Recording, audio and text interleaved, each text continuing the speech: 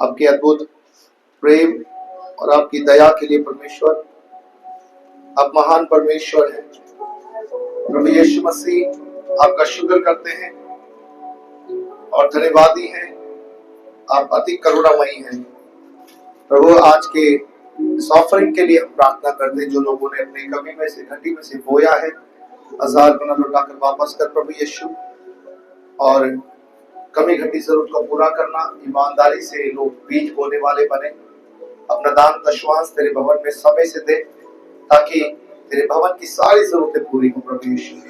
हम धन्यवादी हैं प्रभु यीशु, और आपसे प्रार्थना करते हैं हर एक बंधन टूटे।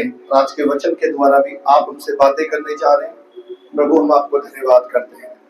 प्रभु जी, आपका वचन हम स्वीकार करने के लिए हम आपकी शुक्रगुजारी करते हैं। वो वचन जो आज यहाँ बोया जाए, वो हमारे जीवन में 30, 60 और 100 गुना फल लाए, और हमारी आत्मिक उन्नति, शारीरिक उन्नति और बहुतायत की उन्नति होने के लिए हम प्रार्थना करते हैं। प्रभु जी, हमें हर क्षेत्र में बढ़ा और हमें फलवंत कर मिले। कोई तेरा वचन हम में से चुराने ना पाए प्रभु, और हम उसकी निगहबानी रखें और उसमें बने रहें। जैसे मूसा ने कहा, मेरे पास जबान नहीं है, यीशु तो उसकी जबान बनकर उसकी जिंदगी के अंदर काम किया, और तूने बड़े फिरौन को उसके जीवन से हराया। हम धन्यवाद करते हैं प्रभु, आपका वचन हमें समाए, आपकी वचन की बातें हमारे अंदर आए, और हम आपके वचन में बने रहकर आपके वचन की ताबेदारी करें। और जब आज कुछ बातों को हम सीखते हैं, वो बातें हमारे लिए उन्नति को लेकर के आए प्रभु जी। हम धन्यवाद करते हैं, जो आ रहे हैं उनके लिए भी धन्यवादी हैं, जो आ चुके उनके लिए धन्यवादी हैं, और आपके प्रेम और दया और अनुग्रह में हम बढ़ते जाए। परमेश्वर और मनुष्य दोनों का आशीर्वाद हमें मिलने के लिए हम आपसे प्रार्थना करते हैं। धन्यवाद, इस मिनिस्ट्री को बढ़ाएं, इस सेवकाई को बढ़ाएं। सारी महिमा, सारा आदर, इज्जत और जलाल प्रभु यीशु आपको देते हैं। प्रार्थना यीशु के नाम में, आमीन। सो हालेलुया।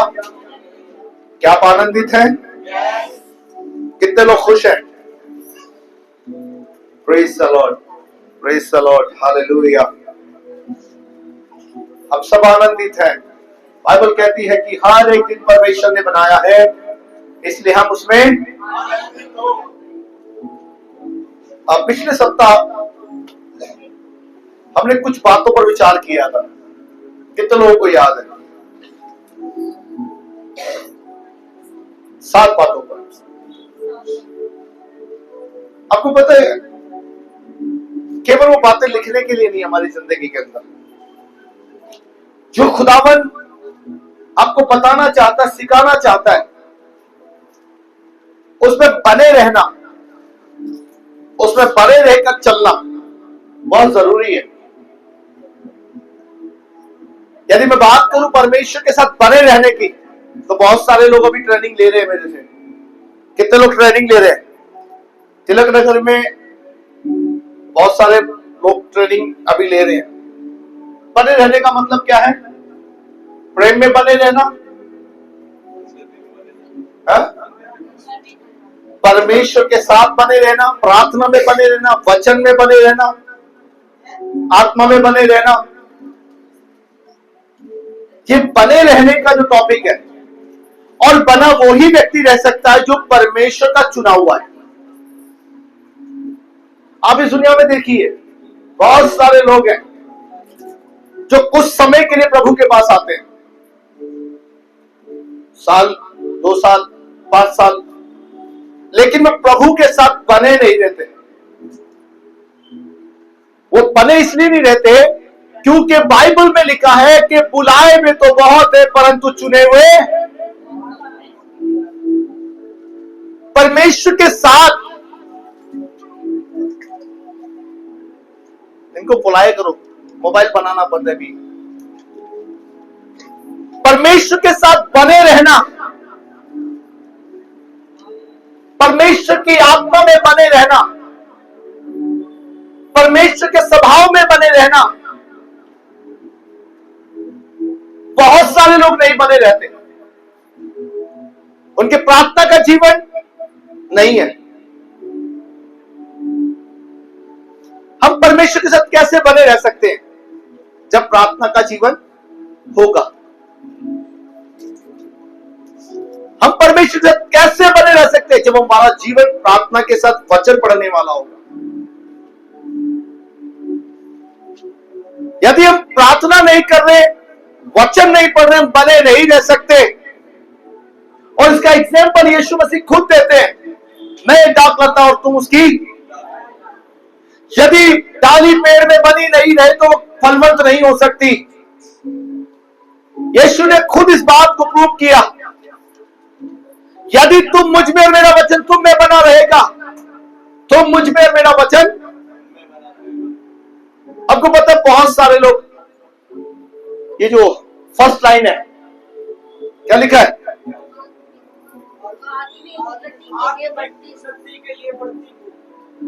करता कोई आत्मिक उन्नति के लिए कुछ? शारीरिक उन्नति कर रहे हैं, शारीरिक चीजों के लिए भाग रहे हैं, शारीरिक अभिलाषाओं के लिए भाग रहे हैं। ये कपड़ा खरीदना है, वो मोबाइल खरीदना है, वो गाड़ी खरीदनी है, वो बंगला खरीदना है, कलेक्टर बनना है, जज बनना है, सब बनना है। ये सब शारीरिक है। आप दुनिया में सब कुछ पालेंगे, शैतान आपको सब कुछ दे देगा। आपको पता, बाइबल बताती है कि चोर का काम चोरी करने और नाश करने और मार करना, आघात करने का है, परंतु यीशु का एक ही काम है कि मनुष्य जीवन को प्राप्त करे, और वो जीवन नहीं जो संसार का है, वो जीवन जो परमेश्वर से उसे मिला है। उस जीवन में मृत्यु नहीं है, वो अनंत जीवन की बातें करता है। हम इस दुनिया के कामों में लगकर ये सोच रहे हैं कि शायद मैं सब कुछ पालूं, सब कुछ हासिल कर लूं, लेकिन अपनी आत्मिक उन्नति को रोक कर बैठा हूं। मैं आत्मिक ग्रोथ क्यों नहीं कर पा रहा हूं? क्योंकि मैं बना नहीं हूं, मैं प्रार्थना में नहीं बना हूं। कई बार लोग अपनी कमी को नहीं देखते, वो खुदा पर दोष लगाते हैं। खुदा ने मेरे जीवन में मिरेकल नहीं किया, खुदा ने मेरे जीवन में काम नहीं किया, इसलिए मैं खुदा में बना नहीं रहा। मेरे जीवन में चमत्कार हो रहे हैं तो मैं बना रहूंगा, मेरे जीवन में चमत्कार नहीं हो रहे, मैं बनना छोड़ दूंगा। हालेलुया। बहुत सारे लोगों की जुबान से आपने सुना होगा, बहुत सारे लोग आपके पास आके कहते हैं, अरे भैया जब आए प्रभु में, जब तो प्रभु ने बहुत काम किया, बहुत काम किया, बहुत काम किया। वो भूल गया कि वो काम परमेश्वर ने इसलिए किया क्योंकि जब वो प्रभु में आया, उसने सबसे ज्यादा समय परमेश्वर के साथ बिताया। मैं आपको एक बात बताता हूं, प्रभु तोड़ी हुई चीजों को पसंद करता है, जो टूटी हुई चीज होती है। टूटी हुई चीजें समझते हो ना?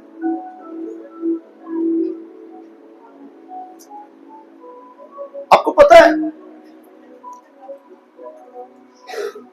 एक बर्तन कुम्हार बनाता है, जो वो बिगड़ जाता फिर उसे तोड़ता फिर बनाता है। पतरस ने प्रभु यीशु का 3 बार इनकार किया और फूट फूट कर रोने लगा, टूट गया, और फिर बाइबल कहती है जब उसने पश्चाताप किया वो निकला और रोज 3000 लोगों को बपतिस्मा देने लगा।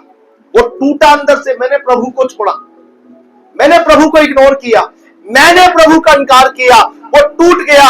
एक गोल रोटी को जब हम बनाते उसे तोड़ते हैं। हालेलुया। रोटी चाहे कितनी गोल हो लेकिन हम उसे तोड़ते हैं। परमेश्वर ऐसी चीजों को पसंद करता है जो टूटा जाता है, जो खुदावंत की वेदी पर आने से पहले अपने आप को तैयार करता। खुदा मुझे तैयार कर, मुझे मजबूत कर, ताकि मैं अपनी आत्मिक उन्नति को देख सकूं। हालेलुया। क्योंकि वो भूल गए हैं, या तो वो बुलाए हुए हैं। आओ, यीशु ने कहा ना आओ, और सब उसके पीछे चलने लगे। लेकिन जब आप 6वें अध्याय के 66वें पद को पढ़ते हैं, यूहन्ना की किताब उसके 6 अध्याय उसके 66वें पद को पढ़ते, तो वहां स्पष्ट कहता है, यीशु ने जब पीछे मुड़कर देखा तो लिखा है जैसे यीशु ने देखा वहां से सब उसे छोड़कर चले गए। बहुत सारे लोग बुलाए हुए थे, बहुत सारी भीड़ यीशु के पीछे थी, बहुत सारे लोग आ गए थे, लंगड़े आ गए थे, अंधे आ गए थे, बेरे आ गए थे, गूंगे आ गए थे, कोढ़ी आ गए थे, अपाहिज आ गए थे, पापी आ गए थे, सब आए। लेकिन जब उसने देखा तो शमौन ने कहा, लिखा है बाइबल में, यीशु ने पीछे मुड़कर देखा, और जैसे यीशु ने पीछे मुड़कर देखा तो वह शमौन पतरस खड़ा था। यीशु ने देखा अभी कुछ समय तक पहले मेरे पीछे बड़ी भीड़ थी, अभी मेरे पीछे भीड़ नहीं है। क्या कहता है यीशु मसीह? कहता है, क्या पतरस तू भी मुझे छोड़कर जाना चाहता है? मतलब पतरस ने बड़े हयात के साथ एक बात कही, प्रभु अनंत जीवन की सारी बातें तेरे पास है, मैं तुझे छोड़कर किसके पास जाऊं? किसके पास जाकर मैं वो शिक्षाओं को, उस ज्ञान को प्राप्त करूं? हमारी आत्मिक उन्नति इसलिए नहीं होती है क्योंकि हम प्रभु में बढ़ना नहीं जानते। प्रार्थना का जीवन नहीं है। बहनें प्रार्थना नहीं कर रही, बच्चे प्रार्थना नहीं कर रहे, भाई प्रार्थना नहीं कर रहे, विवादों में फंसे हुए, बुराइयों में फंसे हुए हैं, इसलिए उनकी आत्मिक ग्रोथ नहीं हो रही है। वे प्रार्थना का जीवन नहीं जीते। यदि वे प्रार्थना का जीवन जिए, प्रभु का वचन कहता वो उन्हें उनसे निकाल लेगा। आप किसी के वश में हैं। यदि आप प्रार्थना नहीं कर रहे तो कहीं ना कहीं आप किसी के वश में हैं। हमें समझना है, हमें बातों को समझना है कि हम ठेला हुआ पानी कैसे बन गए। हम तो बहता हुआ दरिया थे, हमारे अंदर से सड़ान क्यों आ रही है? कई बार हम अपनी बदबू को, अपनी सड़ान को महसूस नहीं कर पाते क्योंकि हम स्वयं हैं, हम ऐसे सोचते हैं हम सही है। लेकिन जब कोई एक आत्मिक व्यक्ति आपसे मिलता है, वो आपको बताता है, आपको आईना दिखाता है कि मेरी बहन, मेरे भाई, आप में सड़ान है। हेलो, सुनिए। और जब वो आपको ये बोलता है आप में एक सड़ान है, तब आपको हो सकता कई बार बुरी बात लगे, कई बार आपके मन को ठेस पहुंचे, ओ मेरे लिए ऐसा कैसा बोला, ये चीज क्यों बोली गई मेरे लिए? मेरी बहन, मेरे भाई, हमें समझना है कि जहां आप में सड़ान है, उस सड़ान को खत्म करना यीशु मसीह के नाम से। और परमेश्वर को कहना, प्रभु मैं रुका हुआ पानी नहीं परंतु बहती हुई दरिया बनना चाहती हूं। यदि मैं रुक गया तो प्रभु मेरा अस्तित्व खत्म है। और जो लोग शारीरिक चीजों के पीछे भाग रहे हैं, प्रभु ने सब कुछ देना चाहता है, प्रभु ने सब उन्नति देना चाहता है, प्रभु ने सब कुछ देना चाहता है, सारी ब्लेसिंग देना चाहता है, सारी आशीष देना चाहता है, सब कुछ देना चाहता है, लेकिन लोग रुके कहां हैं? संसार की आशीषों के लिए। कहो प्रभु जो तुझे पसंद नहीं वह मेरे लिए भी पसंद की चीज नहीं है। लेकिन प्रभु मैं चाहती हूं कि मैं तुझ में एक उन्नति को प्राप्त करूं। Hallelujah, hallelujah. अपनी प्रार्थना के लेवल को परखें। अब समय है कि प्रार्थना कैसे की जाए। आपको पता लोग इनकार क्यों कर रहे प्रभु का? यही कारण है, यही कारण है। इसलिए मैंने स्टार्टिंग में बोला, बहुत सारे लोग कुछ साल के लिए प्रभु के पास आते हैं, 2 साल, 4 साल, 5 साल, मिनिमम 10 साल। आज एक टाइटल बन गया प्रभु का कि यदि प्रभु काम कर रहा है तो मैं प्रभु के साथ चलूंगा, यदि प्रभु काम करना बंद किया तो मैं प्रभु के साथ नहीं। लोगों ने ले लिया ना वो टाइटल, लिया ना। कई बार लोग आपके पास आके बोलेंगे आपका यीशु काम नहीं कर रहा, यीशु ने काम करना बंद कर दिया आपकी जिंदगी के अंदर, आप यीशु में अच्छी उन्नति नहीं पा रहे, यीशु आपको बढ़ने के लिए आपको आशीष नहीं दे रहा, आप यीशु को छोड़ दीजिए। समझना है ये बातें मेरे जीवन में संसार की तरफ से आई है। परमेश्वर कभी नहीं चाहता कि मैं परमेश्वर से दूर जाऊं। हालेलुया।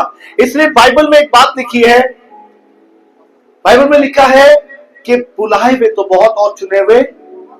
चलिए पढ़ दीजिए आप मत्ती की किताब उसका 22 का 14 वचन।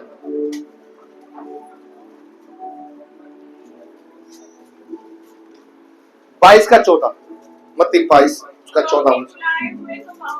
परंतु बुराई में तो बहुत है, चुने हुए। आपको पता है बहुत सारी भीड़ हमारे को नहीं चाहिए। हमारे पास 1000 लोग ना हो, हमारे पास 10,000 लोग ना हो, हमारे पास थोड़े हो, लेकिन वे परमेश्वर के चुने हुए लोग हो। बाइबल किसके विषय में कह रही है? बुलाए हुए के विषय में या चुनाव के विषय में? दोनों के विषय में दो कुछ ना कुछ बातें हैं। जो चुना हुआ है वो स्थिर है, जो चुना हुआ है वो कंगालपन में भी परमेश्वर की महिमा करेगा।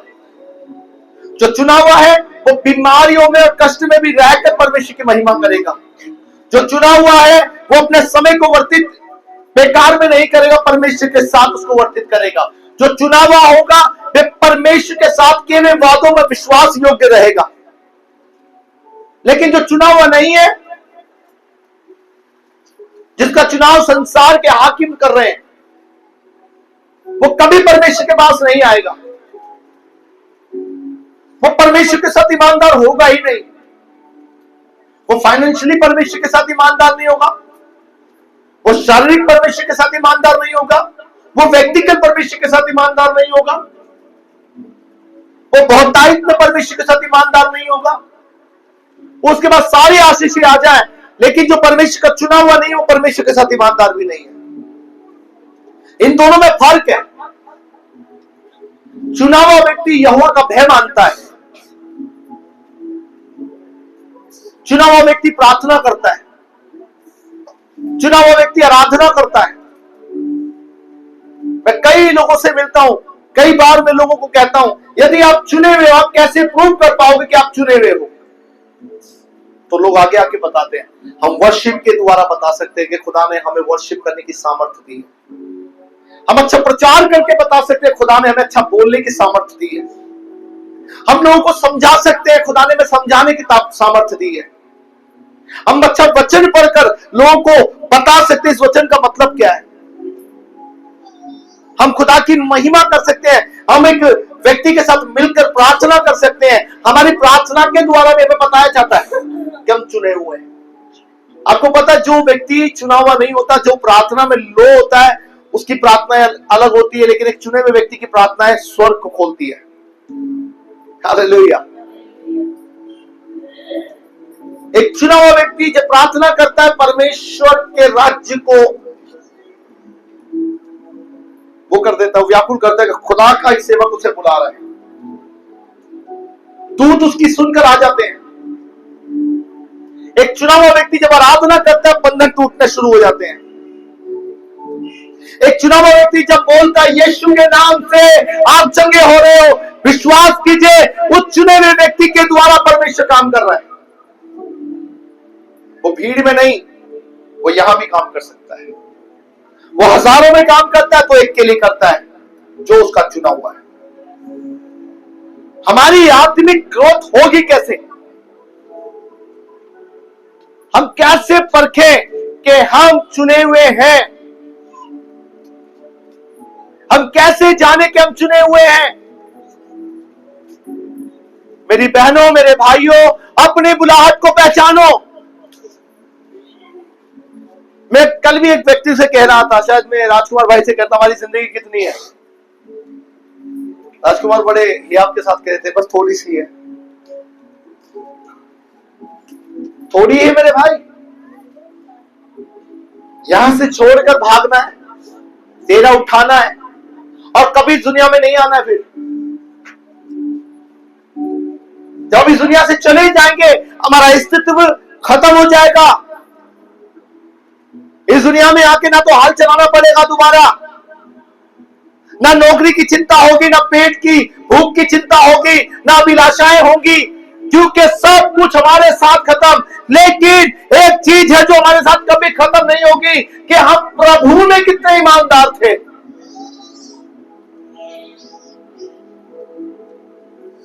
यदि आपको खाने की भूख लगती है तो आपको ये भूख भी लगनी चाहिए कि मैंने प्रार्थना की है कि नहीं की। आपको प्यास लगती है तो आपको वचन भी पढ़ना चाहिए। आप कितने घंटे वचन पढ़ रहे हैं, आप कितनी देर प्रार्थना कर रहे हैं, आप कितनी देर आराधना करते हैं। बहुत लोगों की प्रार्थना ऐसी है, ऐसे बैठ लिया था।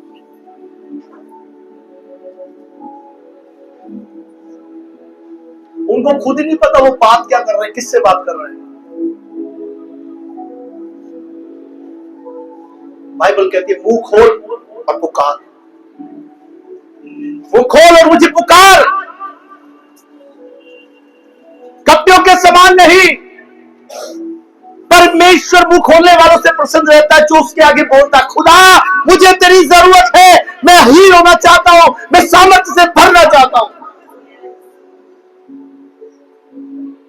आराधना कर रहे हैं, पता नहीं कैसी आराधना कर रहे हैं।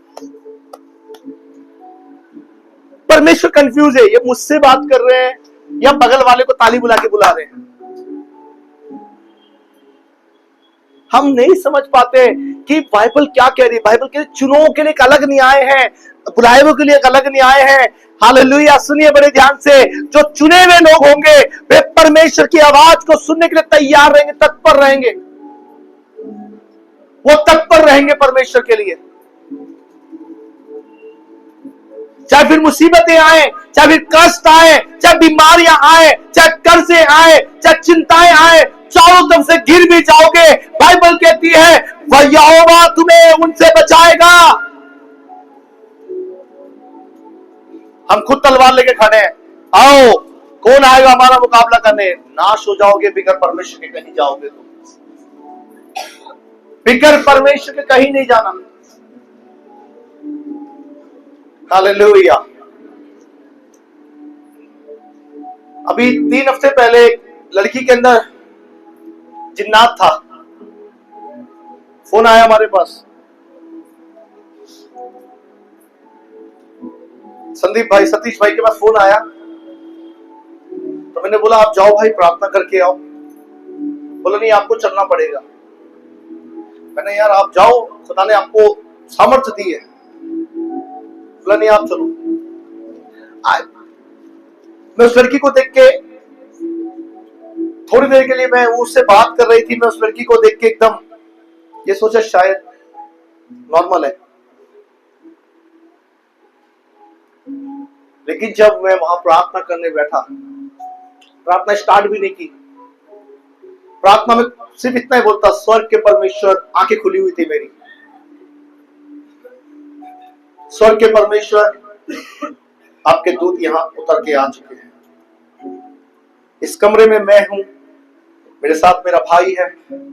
मैं विश्वास करता हूं कोई हरकत है आज बताएगा परमेश्वर। आप विश्वास नहीं करोगे, मैंने शूज पहने हुए थे और उसके घर में कीचड़ हुआ था, बहुत ज्यादा कीचड़ था, और बेड था, डबल बेड था, उस पे बेडशीट लगी हुई थी। जब वो लड़की उछली, जब वो बेड से इतनी ऊपर उछली,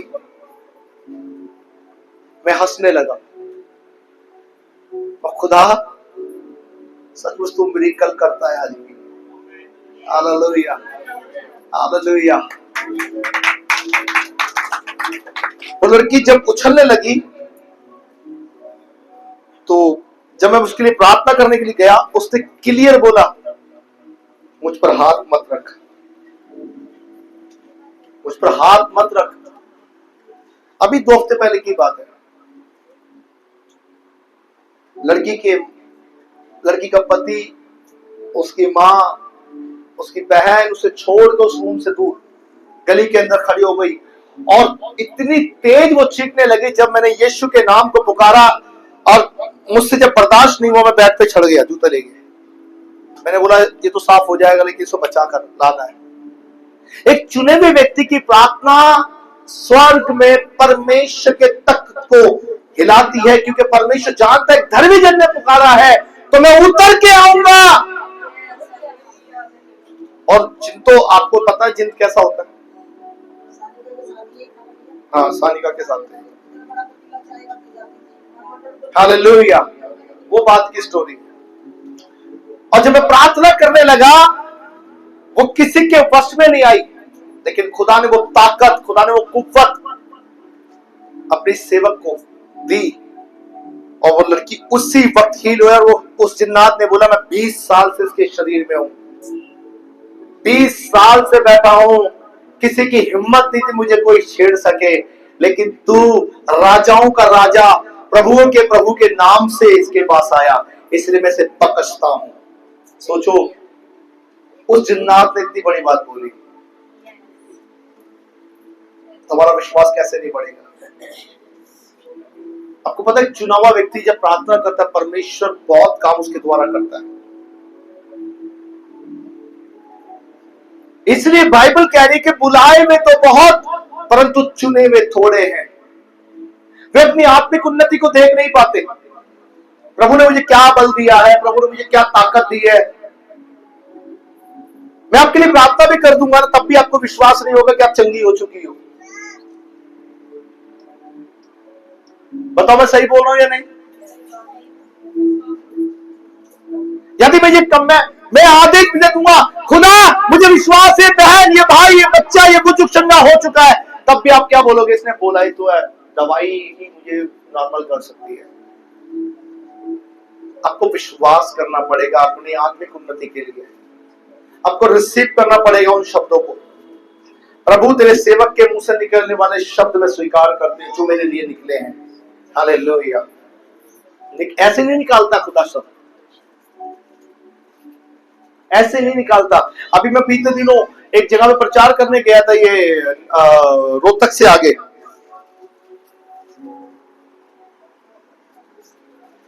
अब विश्वास करेंगे, परमेश्वर ने एक अद्भुत काम वहां किया।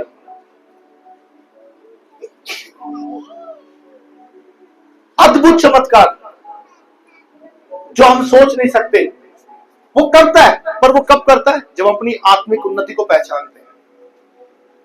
ये पहचानना जरूरी है कि नहीं? मुझे बताओ, बताओ मुझे, इस चीज में कितने लोग स्थिर हैं? करते हैं? इस बात को अपने जीवन में लागू करते हैं कि ये चीज यहां लिखी हुई है। हाँ भाई,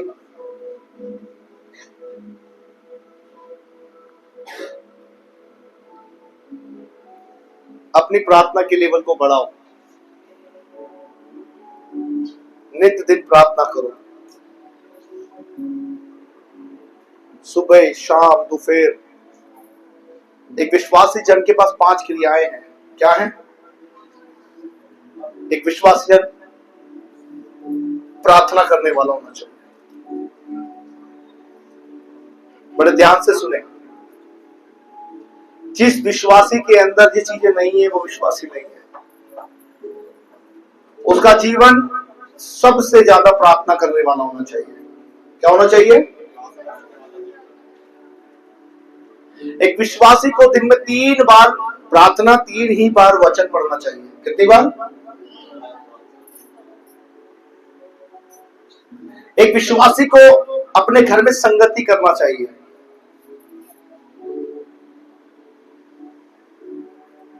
एक विश्वासी को आत्मिक उन्नति के लिए व्यक्तिगत परमेश्वर के साथ बैठना चाहिए। व्यक्तिगत समझते हो ना? क्या? हाँ, अकेले बैठो, व्यक्तिगत बैठो परमेश्वर के साथ। एक विश्वासी को हर संडे परमेश्वर के भवन में जाना चाहिए, चाहे तुम्हारा कितना क्या बोलते इंपॉर्टेंट काम क्यों ना हो, उसको छोड़कर सबसे पहले वो चर्च जाए, कलीसिया में जाए। सारे कामों को विश्राम देकर पहले वो परमेश्वर की हैकल में आना चाहिए विश्वासी। यदि वो इसमें नहीं है, वो अपनी आत्मिक उन्नति को खो रहा है। वो आत्मिक बन नहीं सकता कभी, क्योंकि वो जान ही नहीं पाएगा। मुझे बताइए, आप यहां आकर क्या ये संडे के दिन हम जब चर्च में आते हैं, चर्च में आके हमें क्या मिलता है? क्या मिलती है? शांति मिलती है, और खुशी मिलती है, और आत्मिक भोजन मिलता है, और कैसे आगे बढ़ेगा, और कुछ। चर्च क्या है? चर्च बिठाने का स्थान नहीं है, चर्च सिखाने का स्थान है। यहां आकर आप खुदा के कलाम को सीखते हैं। लेकिन जब आप यहां नहीं आते ना, अपने घर में बैठना एक संडे, और बैठते ही है, बहुत सारे लोग बैठे हुए आज भी। घर में बैठो आप ना, अगर एक आत्मिक व्यक्ति होगा ना, आपको अंदर से आत्मा कायल करेगी, काटेगी। आपको पता, जिस दिन मेरा ऑपरेशन हुआ, मेरी वाइफ से पूछ लो, मैं रो रहा था। मेरे ऑपरेशन के अगले दिन ही संडे पड़ा था ना, मैं बिस्तर पे बैठे बैठे रो रहा था। मैं पता क्या बोल रहा था, प्रभु इन 25 साल में कभी एक संडे मिस नहीं किया, लेकिन इस शरीर से मैं थक गया प्रभु, मैं पश्चाताप नहीं कर पाया, मैं टूट गया था अंदर से, मैं रो रहा था। जब मैं ये चर्च से घर आई ना, ये चर्च से जब घर पे आई, तो मैंने इससे पूछा, चर्च में आराधना अच्छी हुई थी, वचन अच्छा हुआ था। मेरे को ऐसा लगा कि मेरा एक संडे नहीं, वो एक संडे मतलब कई संडे मेरे बर्बाद कर दिए शैतान ने। सोचिए, जिसे खुदा की भूख है, रोटी नहीं चाहिए, कपड़ा नहीं चाहिए, प्रभु नहीं चाहिए, दौलत नहीं चाहिए, जायदाद, कुछ मिले या ना मिले, शरीर पर से वस्त्र भी उतर जाए, कोई प्रभा नहीं है परमेश्वर, लेकिन तेरी महिमा करना जीवन भर नहीं छोड़ेंगे। तेरे हाथ को थामने का जो वादा आज से पहले जब किया था, जब तुझ में आए थे प्रभु, वो वाचा टूटनी नहीं चाहिए, वो वाचा बनी रहनी चाहिए। वो रिश्ता जो वहां से बन गया है, अगर वो टूट गया तो प्रभु सब कुछ खत्म हो जाएगा मेरी जिंदगी से। और मैं कई विश्वासियों को देखता हूं, कोई एक संडे आ गया तो दूसरे संडे गायब, तीसरे संडे गायब, चौथा संडे गायब, कोई एक संडे, कोई 4 संडे रिश्तेदारी निभा रहे, परिवार को निभा रहे हैं, इसको निभा रहे। भैया परमेश्वर को देखो, ये सारे रिश्ते खत्म होंगे। एक बार इनसे बोलकर देखो, ये सब तुम्हें छोड़कर जाएंगे, लेकिन जब तुम यीशु को पुकारोगे, वो यीशु वहीं खड़े होकर तुम्हारा इंतजार करेगा। मेरी बेटी आजा, तू मेरी चुनी हुई है, मेरी बेटी आजा, तू मेरी चुनी हुई है। प्रभु नहीं छोड़ता है। वो एक संडे छीना। मैं आज भी किसी गांव में जाता हूं अपने रिश्तेदारों के घर, हमारे राजस्थान में चर्च ज्यादा नहीं है, हमारे गांव में जब हम जाते हैं तो चर्च नहीं है। हमारे गांव से चर्च पड़ता है 35, 40, 45 किलोमीटर, और वो भी एक चर्च पड़ेगा मलयाली। तो मैं एक दिन पहले या 2 दिन पहले जाकर, जब मेरे को गांव जाना होता तो मैं 1-2 दिन पहले पास्टर से बात करता हूँ, मैं मिलता हूँ पास्टर से। पास्टर जी, मैं दिल्ली से आया और मैं चाहता हूँ कि मैं एक दिन की सेवकाई आपके साथ करूं। आपको पता है 40 किलोमीटर से आने में, और गांव से, वो भी गांव में भटभटियां चलती हैं आज हमारे वहां पर, वो तोते वाली जो भटभटियां होती है, उसमें बैठ कर वो ढक ढक ढक ढक ढक ढक 35 किलोमीटर 40 किलोमीटर लेके जाती है। और जब जाते हैं वहां पर, तो जब चर्च में गया हूं मैं, कभी भी अपने परिवार में भी जब भी जाता हूं, मैं सबसे पहले खुदा का घर ढूंढता हूं कि कहीं मुझे एक छोटी सी सेवकाई मिले, कहीं मुझे खुदा का कलाम बांटने के लिए मिले, कहीं मुझे। अरे तुम रिश्तेदारी में भी जाओ तो खुदा का कलाम पहले ले लो। दुनिया के अंदर कुछ नहीं है। हालेलुया। पिछले संडे इनकी बहन की शादी थी, और शादी की पार्टी थी यही पहाड़ में, इनकी सगी बहन। हम नहीं गए, हमें जाना ही नहीं है, हमें खुदा का घर में जाना है, हम यही थे। दुनिया नाराज हो गई, कोई बात नहीं भाई, संडे मिस नहीं करेंगे कभी भी, क्योंकि हमें पता है कि हमने खुदा के साथ जो रिश्ता निभाना है वो खुदा के साथ ही हमारा। शायद आप में से बहुत सारे लोगों को नहीं पता, जब मेरी मम्मी की डेथ हुई थी, मेरी जो मम्मी थी, आपको पता है, उस दिन संडे था और मैं चर्च में था, और यही कपड़े पहनकर ऐसे ही खड़े हुए मैं प्रचार कर रहा था रोकर। वचन कहता है जो मुझसे ज्यादा प्रिय किसी चीज को मानता है वो मेरे योग्य ना ठहराया जाएगा। हमें हमेशा परमेश्वर को ऊंचे स्थान पर रखना है। आपके घर में इज्जत नहीं है ना, प्रभु आपको इज्जत वाला बनाएगा। आपको लोग छोटा समझते हैं, आपके घर में आपकी इज्जत नहीं है, आपके लोग आपकी इज्जत नहीं करते, आप प्रभु को महिमा देना शुरू करें, आप प्रभु को इज्जत देना शुरू करें, प्रभु आपकी इज्जत को बढ़ाता चला जाएगा। बोले हालेलुया। वो चुने हुओं को छोड़ता नहीं है। जो चुने हुए लोग होंगे ना, वो उसे फाइनेंशियली भी मजबूत करता है। दुनिया को बोलने का मौका नहीं देता। जो चुने हुए लोग होते हैं ना, उनको परमेश्वर इतना सामर्थी बनाता है, लोग आकर बोलते हैं यार तुम इतने सामर्थी कैसे हो, तुम्हारे घर में आशीषें कैसे हैं। लेकिन आज लोगों की परिस्थितियां देखो तो लोग उनसे बोलते हैं शायद तेरे जीवन में दुख इसलिए है क्योंकि तू प्रभु यीशु मसीह को मानता है, क्योंकि उसने प्रार्थना करना बंद कर दिया, उसने काम करना बंद कर दिया, खुदा की सेवा करना बंद कर दिया, वो खुदा के सामने रोना बंद कर दिया उसने। आज हमारा हाथ दुनिया के आगे तो यूं रहेगा, लेकिन उस परमेश्वर के आगे हाथ करते हुए हमें शर्म आती। कई बार हम ये सोचते कि शायद मुझे सहायता इस व्यक्ति से मिलेगी, मुझे सहायता इस आंटी से मिलेगी, मुझे सहायता इस बहन से मिलेगी। नहीं मेरी बहन, नहीं मेरे भाई, हमें सहायता स्वर्ग से मिलती है, क्योंकि हम उसके चुने हुए लोग हैं, उसके राज्य पदधारी हैं, याजकों का एक समाज है, खुदावन की चुनी हुई कलीसियाएं हैं। हमें समझना है मेरा चुनाव मेरी मां ने, मेरे बाप ने नहीं किया, मेरा चुनाव स्वर्ग के परमेश्वर ने किया। प्रार्थना नहीं कर रहे लोग,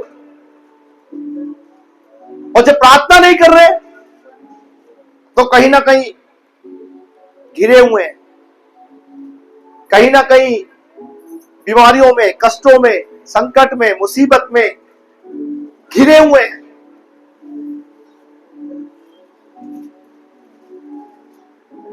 कैसे बचेंगे? हालेलुया। सेकंड को पढ़ेंगे।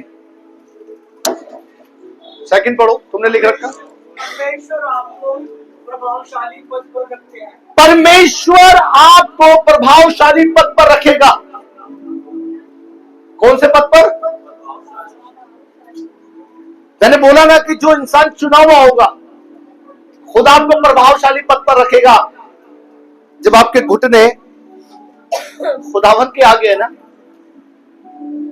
आप बोलोगे ना खुदा मुझे एक अच्छी नौकरी चाहिए, मुझे चमकना है, मुझे आपकी गवाही बननी है प्रभु। प्रभु आपको किसी का गुलाम नहीं बनाएगा। कितने लोग यकीन करते हैं इस बात पर? प्रभु आपको प्रभावशाली बनाएगा।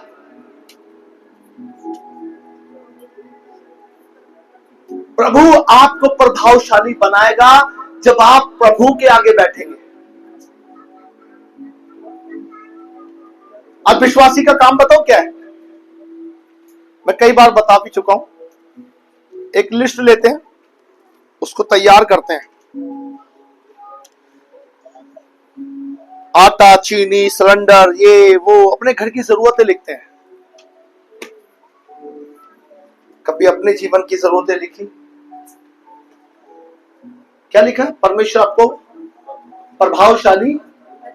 प्रभावशाली का मतलब क्या होता है? चमकना। लोग आपको देख के कहेंगे आप किस खुदा की इबादत करते हैं। लोग आपकी बड़ाई नहीं, आपके खुदा की बड़ाई भी करेंगे। लोग आपको देख के प्रभु के पास आने चाहिए। लोग आपको देख के प्रभु यीशु मसीह को जानने चाहिए कि आप प्रभु यीशु मसीह के चुने हुए लोग हैं। आपने दुआ की, परमेश्वर ने आपको बढ़ाया। बाइबल में एक छोटा सा बच्चा है, बहुत छोटा है, याबेस। कितने लोगों ने याबेस की दुआ को सुना है? उसकी 3 दुआओं को बताइए, उसने 3 क्या दुआ की? याबेस ने 3 दुआ की। पहली दुआ क्या थी, सेकंड क्या थी और थर्ड क्या थी? खुदा ने उसे क्या चमकाया? नहीं चमकाया। क्या हम इतने कमजोर हो गए कि याबेज एक छोटा सा होने के बाद, एक छोटा सा बच्चा होने के बाद याबेज इस्राएल के परमेश्वर से दुआ कर रहा है, और उससे पहले उसकी मां दुआ कर रही है, भूखी प्यासी, लेकिन वो क्या हो रही है? प्रभावशाली। आपको पता है, जब वो पैदा हुआ उसकी मां ने उसका नाम याबेज रख दिया। याबेज का मतलब तो सबको पता है ना, क्या क्या मतलब है याबेज का? याबेज का मतलब है दुख। क्या मतलब है? दुख। कोई मां अपने बच्चे का नाम दुख कैसे रख सकती है? क्योंकि बाइबल कहती है उसकी मां ने उसे बड़े दुख के साथ जन्मा। और जब याबेज छोटा सा था, उसने अपने घर को देखा, अपने माता पिता को देखा, अपने परिवार को देखा, उसने अपने घर की परिस्थितियों को देखा, और लिखा है कि वो छोटे छोटे हाथों से स्वर्ग की परमेश्वर की बड़ाई करता था और कहता था, परमेश्वर आ, तू मुझे बरकत दे। आज विश्वासी देखो, हम सब दुख में आ जाए तो कभी इधर कभी इधर कभी इधर भाग रहे हैं, तोड़ रहे हैं, परिश्रम कर रहे हैं, लेकिन परिश्रम का फल क्या है? व्यर्थ। व्यर्थ। पास्टर जी कुछ नहीं हो रहा, आप दुआ कर दीजिए, आप दुआ कर दीजिए। मैं कहता हूं बिगर परमेश्वर के यदि आप चलोगे, आप हारोगे, आप प्रभावशाली नहीं होगे।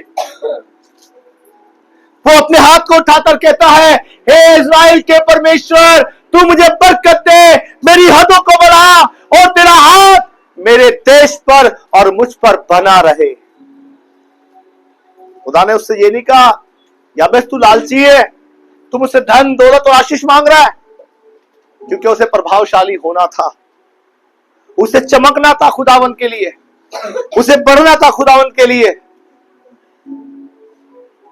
आज हमारी दुआएं, प्रभु हम रो रहे हैं, हम बीमार हैं, हमें चंगा कर दिया। चंगा तो कब का कर दिया तुम्हें, तुम घोषित नहीं कर पा रहे हो कि मैं चंगा हूं। तुम्हारी फाइनेंशियली तमाम चीजों को सही कर चुका परमेश्वर, मजबूत कर दे और मजबूत कर दे, अंबानी बना दे। बताओ, अंबानी बना दे प्रभु, अंबानी से भी ऊंचा बना दे। लेकिन बेटा जाना चार कंधों पे ही है, कुछ लकड़ियों पे और कुछ कब्र में।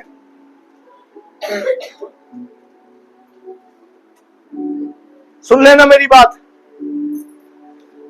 बाइबल कहती है बिना मेरे, क्या कहती है बाइबल? बिना मेरे तुम कुछ कर सकते हैं नहीं। बिगर परमेश्वर के हम खाना खा लेते हैं, बिगर परमेश्वर के हम चल जाते कहीं भी, बिगर परमेश्वर की इच्छा को पूछे हम कहीं भी बैठ जाते हैं, कहीं भी कुछ भी कर लेते हैं। Hallelujah, hallelujah. हमें चमकना है मेरे प्रिय लोगों।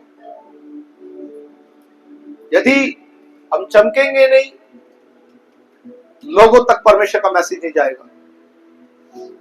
मुझे बताइए, हम चमक रहे हैं तो फिर हमारे साथ आत्माएं कितनी हैं, कितने लोगों को हम जीत कर ला रहे हैं? क्योंकि हम चमक तो रहे हैं, हम बिजनेस में चमक रहे हैं, हम जॉब में चमक रहे हैं, हम पढ़ाई में चमक रहे हैं, हम और कारोबार को बढ़ाना चाहते हैं, हम और घर बार बनाना चाहते हैं, पूरी पृथ्वी को घेरना चाहते हैं, चमक रहे हैं, लेकिन हम प्रभु में नहीं चमक रहे।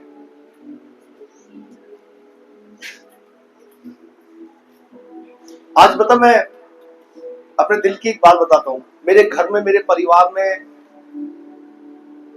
मेरी क्यों नहीं बन पाती? क्योंकि मैं जब देखता हूं ना कि मेरे को लगता है कि व्यक्ति प्रभु में चमक नहीं रहा है, चाहे वो पिताजी हो, छोटे भाई बहन हो, मैं बहुत कम बात करता हूं।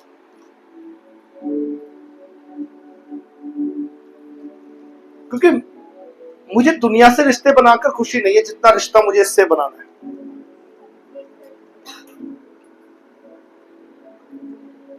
अगर इसके साथ रिश्ता अच्छा नहीं है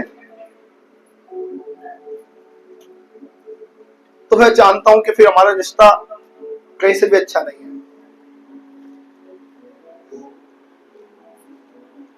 जब मैं अपने परिवार में जाके बैठता हूं ना, तो मेरा रुतबा बहुत अलग है, क्योंकि उन्हें पता है कि ये ऐसी बातों से नहीं चमकाएगा, ये इसकी बातों से चमकाएगा।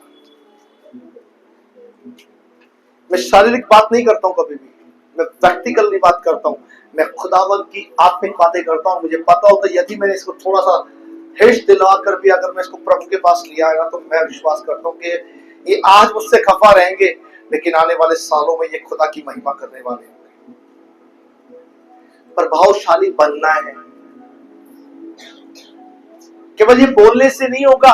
हाँ पास्टर जी हम तो चुने हुए हैं, खुदा ने चुना हुआ है। तो भैया प्रभावशाली बनने के लिए काम करना पड़ता है। भजन संहिता 42 उसका 1 और 2 जल्दी पढ़ें।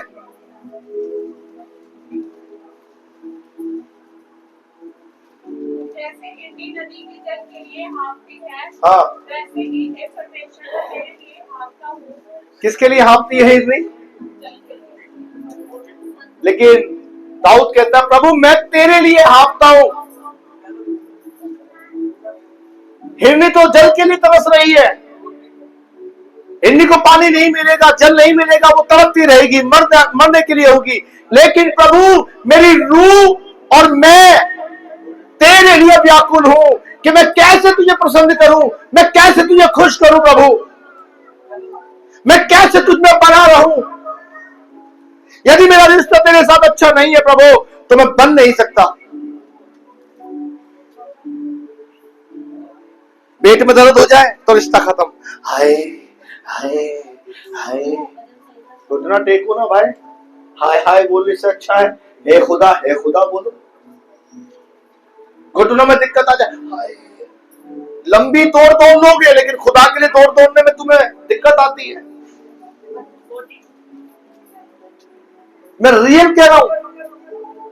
आप में से यदि किसी को जाना हो ना लंबी दौड़ और कुछ ना मिले, तो आप एक लंबी दौड़ भी दौड़ सकते हैं।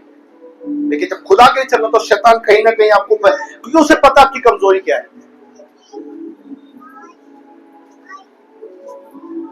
मेरी बड़ी मम्मी है, हम लोग जब भी जाते हैं थोड़ा सा मजाक करते हैं उनसे, उन्हें तुम पैसा दिखाओ, 100 का नोट दिखाओ, दूर से दिखाओ, 500 का दिखाओ, दिखाई देगा। लेकिन जब तुम उनके पास जाओगे ना, बोलोगे ना ये देखिए हमारे हाथ की, नहीं दिखाई देता, पास का भी दिखता, दूर का भी नहीं दिखता। तो मैं बड़ा हंसता हूं।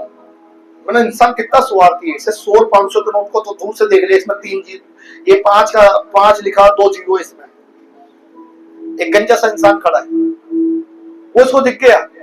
लेकिन इससे हमारे अंदर की खूबियां नहीं दिखाई दे रही, बताओ। इसलिए आज भी वो क्या है, कभी भी आशीषित नहीं हो पाए वो लोग, क्योंकि वो उसकी इच्छा से कभी चले ही नहीं। आप जितना सोचोगे ना कि मैं अपने आप से कुछ कर लूं, आप नहीं कर पाओगे। आप एक हारे हुए व्यक्ति के समान रहोगे। लेकिन जब आप खुदा को कहोगे खुदा मैं तुझे लेकर आगे चलना चाहता हूं और मैं तेरे साथ होकर चलना चाहता हूं, तो प्रभु क्या कहेगा, चल। अभी हम लोग गीत गाते हैं, तूफानों में मैदानों में जंग उसकी वो हालातों में ना छोड़ेगा ना छोड़ेगा। छोड़ता है कभी? जब आप खुदा को लेकर चलते हैं और खुदा आपको लेकर चलता है, तो आप खुदा में और खुदा आप में बना रहता है। चलो इसका एग्जांपल शायद एक बार देता हूं मैं।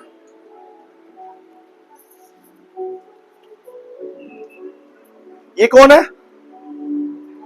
अरे नहीं, ये आप है। कौन है? बोले मैं हूं। ये कौन है? ये परमेश्वर। ये हम हैं, ये परमेश्वर है। यदि हम प्रभु में और प्रभु हम में बना रहेगा, तो दुनिया की कोई ताकत हमें उसके प्रेम से अलग। आपको पता है यीशु एक जगह से निकल के जा रहे थे, पता है सबको, पता, पत्ती में पढ़ा सबने, निकल के जा रहे थे, यीशु को एक व्यक्ति को यीशु ने देखकर कहा, मेरे पीछे हो ले। क्या जवाब था? प्रभु, मेरे पिताजी, क्या मेरा पिता मर गया है, जरा मट्टी देख के आ जाओ। जबकि यीशु को पता उसका पिता मरा नहीं है, जिंदा है। फिर क्या कहा यीशु मसीह ने? एक मुर्दा दूसरे मुर्दे को गाड़ेगा। लेकिन एक व्यक्ति यीशु के पास आया। एक व्यक्ति कहा आया? प्रभु मैं तेरे। यीशु ने क्या कहा? पक्षियों के बसेरे और लोमड़ियों के भट्ट होते हैं, लेकिन मेरे पास सर छुपाने के लिए भी जगह। चलिए तीसरी बात में बताएंगे। तीसरा पढ़ो। दूसरों की सेवा करने का। अच्छा, किसी में है?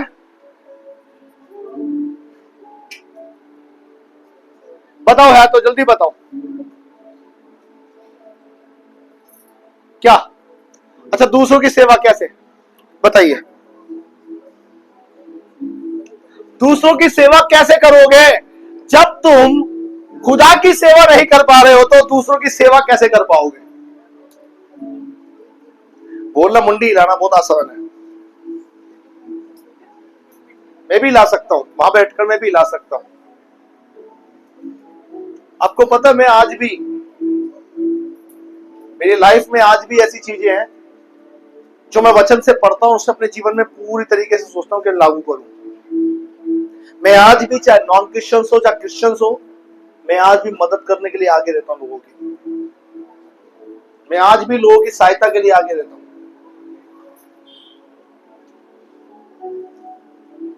आज शाम को एक बहन की बेटी की शादी है। पता है ना कितने लोगों को? सबको पता है ना?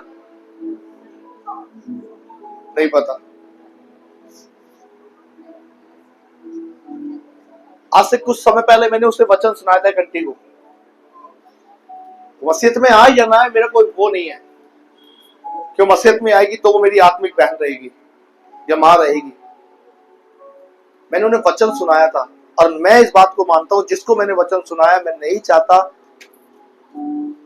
कि वो खुदा के पास जाकर ये गवाही दे कि प्रभु नीचे तो तेरा वचन सुना, तेरे लोगों में मदद करने की ताकत नहीं है।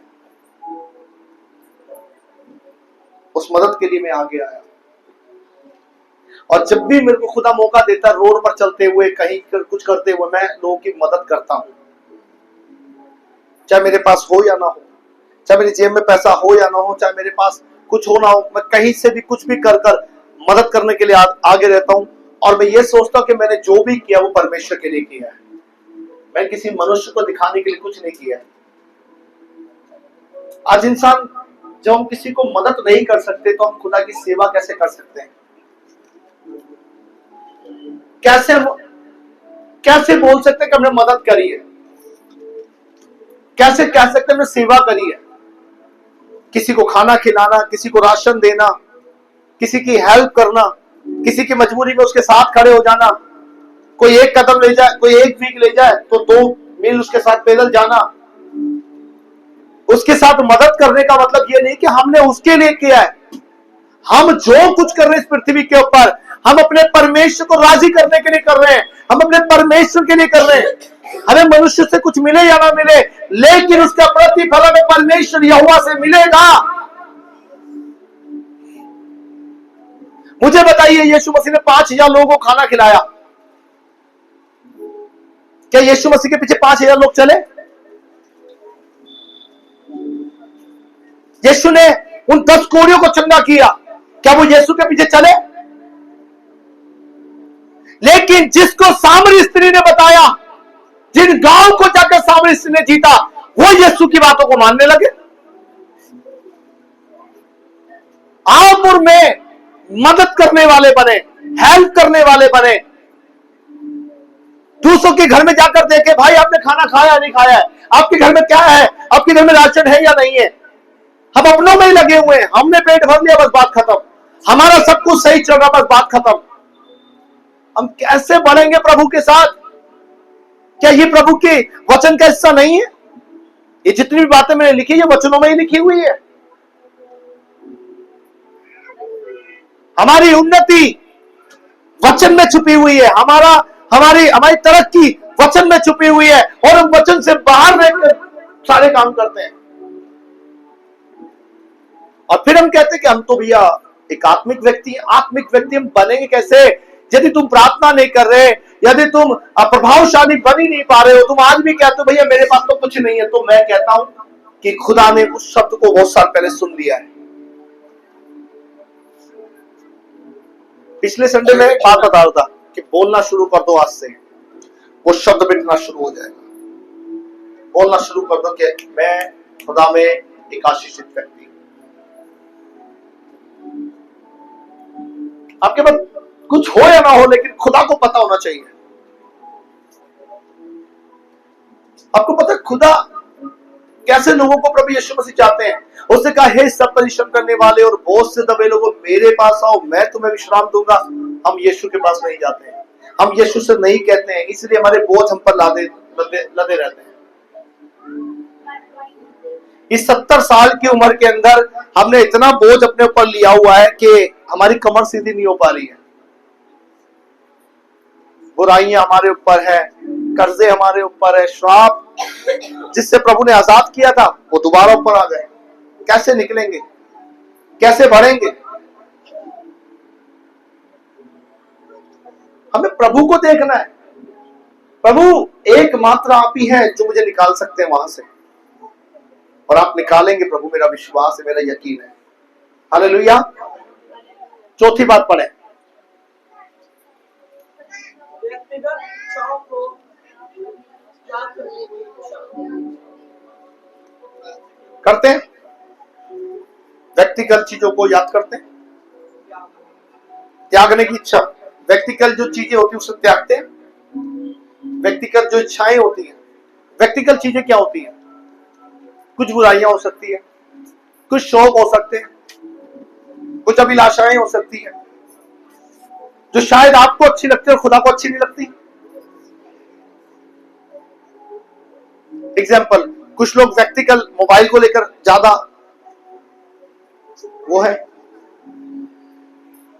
कुछ लोग व्यक्तिगत अपने पहनावे को लेकर, भाई मैं इसको नहीं छोड़ सकता। कुछ लोग खान पीन को देखते हैं अपने व्यक्तिगत, है ना? व्यक्तिगत बहुत सारी चीजें हो सकती हैं, कुछ शौक हो सकते हैं, कुछ कल्चर में बसा हो। क्या त्याग है हमारे पास प्रभु के लिए? अगर उन त्याग को हम सोचें, एक एक करके सोचना है, कहां मेरे अंदर खोट है, कहां मेरे अंदर बुराई है, मैं कहां परमेश्वर से पीछे हूं, मैं कहां परमेश्वर में बढ़ नहीं पा रहा हूं या बढ़ नहीं पा रही हूं। कहीं ना कहीं तो है, कुछ ना कुछ तो रुकावट है। तो कैसे छूटेगा वो? फर्स्ट ऑफ फर्स्ट क्या? प्रार्थना के माध्यम से। आपको पता है सिस्टर सुनीता को मिले मुझसे करीबन 6-7 महीने ही हुए, 6 महीने 7 महीने। अगर ये आज अपनी गवाही देंगी ना व्यक्तिगत, तो ये खुद बता सकती कि जब भी इनको कोई प्रॉब्लम हो, मैंने इन्हें क्या शिक्षा दी, और उस बात को इन्होंने ना ये नहीं किया कि पास्टर जी मैं आपकी बात नहीं मानती। मैं रियल बता रहा हूं, इस बहन ने वो काम भी किया है मुझसे पूछकर जो हो सकता 10 साल में नहीं किया, और मैंने इन्हें कभी भी गलत शिक्षा नहीं दी। मैंने बोला आप खुदा का कलाम पढ़ती हो? हाँ पास्टर जी। निकालो वचन, इसको स्वीकार करो, देखो विरोधियों के सर झुकेंगे यीशु के नाम से।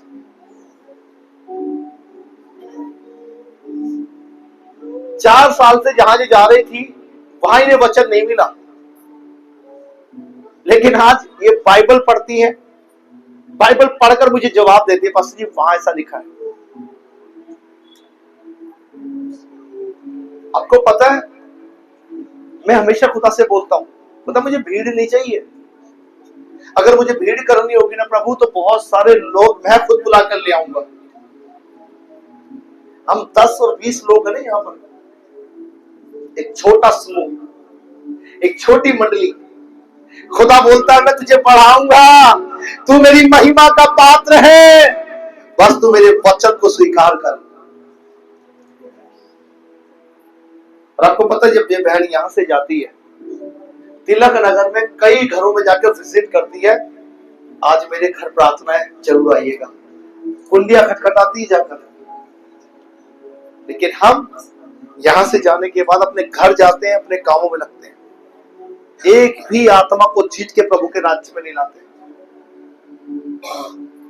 हम कैसे त्याग को लेकर बैठे हैं। बहुत सारा त्याग किया बहन ने। कल मेरे कहने से पिछले संडे केस, मैंने बोला छोड़ दे केस, नहीं करना हमें केस, खत्म किया इसने। बोला भैया आपने बोल दिया, बात खत्म, अब प्रभु है करने वाला। क्योंकि जब आप न्याय परमेश्वर को देते हैं तो आप त्याग करते हैं। किसका त्याग करते हैं? अपनी चीजों का। आप खुदा के साथ ना कंपटीशन ना लड़े। यहां खड़ा करेगा शैतान आपको, बोला कूद जा, कूद जा, यही खड़ा करेगा ना, कूद जा। और एक दिन क्या होगा, उसके कहने से कूद भी जाओगे। अब जब कूदोगे तो या तो मरोगे या पायज हो जाओगे। लेकिन खुदा कहता है तू मुझ पे बना रहे, मैं तेरी मुश्किलों को तुझसे दूर कर दूंगा। Hallelujah, hallelujah. वो पहाड़ नजर आ रहे होंगे, लेकिन मेरे खुदा की नजर में वो पहाड़ एक चींटी के समान है। मेरा परमेश्वर उस पहाड़ को तोड़ने की ताकत रखता है। और यीशु मसीह खुद कहता है जितनों ने मेरी ओर देखा उन्होंने ज्योति पाई और उनका मुंह कभी काला। हालेलुया। एक और वचन आप निकालेंगे, मत्ती 16:24, 16 का 24, जल्दी से पढ़े। तब यीशु ने अपने चेलों से कहा यदि कोई मेरे पीछे आना चाहे, हाँ बस।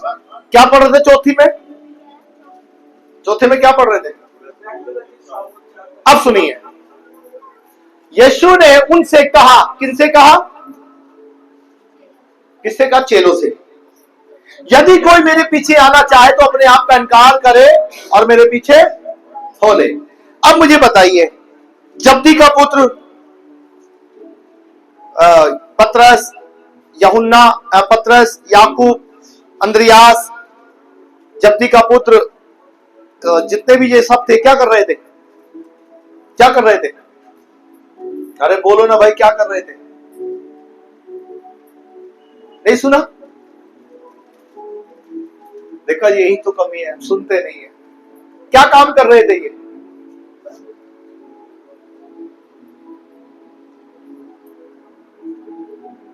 यीशु ने उनसे कहा, किससे कहा? चेलों से। यदि कोई मेरे पीछे आना चाहे तो अपने आप का इनकार करे और मेरे पीछे। मछलियां पकड़ रहे थे, सुनिए, वो मछली पकड़ रहे थे और मछली पकड़ते हुए समय यीशु ने कहा मेरे पीछे हो लो। जाल छोड़ दिया, काम छोड़ दिया, सब कुछ छोड़ दिया, अपने जीवन जीने की शैली को छोड़ दिया, जीवन शैली को छोड़ दिया, मतलब कमाने का जरिया छोड़ दिया। मछली पकड़कर वो कमाते थे, अपने परिवार को चलाते थे। लेकिन जब यीशु ने उनसे कहा तो लिखा है उन्होंने जाल छोड़ दिया, उन्होंने नाव छोड़ दी, उन्होंने मछली पकड़ना छोड़ दिया और यीशु के पीछे चलने लगे। हमने क्या छोड़ा है? बिंदु बहन बताओ, क्या छोड़ा है? अरे बताओ भाई, कुछ छोड़ा है? क्या त्याग है प्रभु के लिए हमारे पास? समय हम नहीं देते, कोई त्याग नहीं। प्रार्थना तो करते नहीं तो त्याग है कहां? समय हम नहीं देते, खुदा के साथ अपना रिश्ता अच्छा बनाते नहीं है, लोगों को जाकर सुसमाचार सुनाते नहीं है, बस पड़े घर में पूरे घंटे, 24 घंटे। घर बीमारियों से घिरा है, घर बेरोजगारी से फिरा हुआ है। अरे आसमान के खुदा की ओर देखो, वो पतरस ने जब जाल छोड़ा अंद्रियास ने जब जाल छोड़ा, याकूब ने जब जाल छोड़ा, सब ने जब जाल छोड़ा, लिखा है खुदा ने उन्हें बरकत देना शुरू कर दिया। हमने क्या छोड़ा भाई? कुछ भी नहीं छोड़ा। और खुदा को कहते खुदा तू हमारी जरूरतें पूरी नहीं कर रहा। जब तुम कमा रहे हो तो तुम्हारी जरूरतें खुदा कैसे पूरी करेगा? क्योंकि तुम खुदा पर डिपेंड ही नहीं हो, तुम परमेश्वर पर डिपेंड नहीं हो। तुम यहां पर डिपेंड हो, इस पर डिपेंड हो, इस पर डिपेंड हो, लेकिन एक दिन इसकी गरारियां खराब हो जाएगी, इसकी भी गरारियां खराब हो जाएगी, ये दांत बाहर आ जाएंगे, ये आंखों से चश्मा लग जाएगा तब भी दिखाई नहीं देगा, दांत जवाब देने लगेंगे। सुन लीजिए मेरी बात अच्छी तरीके से, पेट की आंतड़ियां बंद कर देंगे काम करना, है ना, आंखें कान से सुनना बंद हो जाएगा, तब तुम्हारी रक्षा, तब तुम्हें कौन खिलाएगा? अब उस बात को सोचो।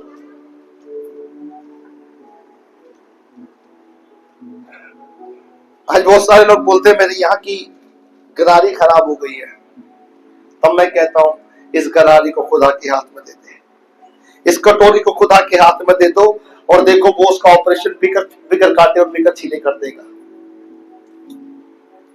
बोले कुछ लोग बोलते हैं आंखें खराब हो गई है, इस आंखों को खुदा के हाथ में दे दो, बिगर निकाले ऑपरेशन कर देगा। कुछ बोलते दिमाग खराब हो गया, इस दिमाग को भी खुदा के हाथ में दे दो, बिगर खोले आपका दिमाग भी सही कर देगा वो। उन्होंने जाल छोड़ा और यीशु के पीछे चलने लगे। हमने क्या छोड़ा है? आज किसी बहन को भाई को बोल दो भाई कहाँ हम प्रार्थना में आओगे? हम तो जॉब पे हैं, हम तो नौकरी छोड़ नहीं सकते। आई एम सॉरी पास्टर जी, मैं माफी चाहता हूं। मैं कहता हूं खुदा तुम्हें माफ, मैं तो तुम्हें माफ कर सकता लेकिन खुदा माफ नहीं कर सकता है। अपनी परिस्थितियों को बदलना सीखो। मैंने खुदा के लिए क्या छोड़ा है? कुछ भी नहीं। इधर इधर इधर इधर सुनो, इधर ध्यान से। कान है ना? कान है कान? क्या बोला था मैं? बताओ चारों, बताओ।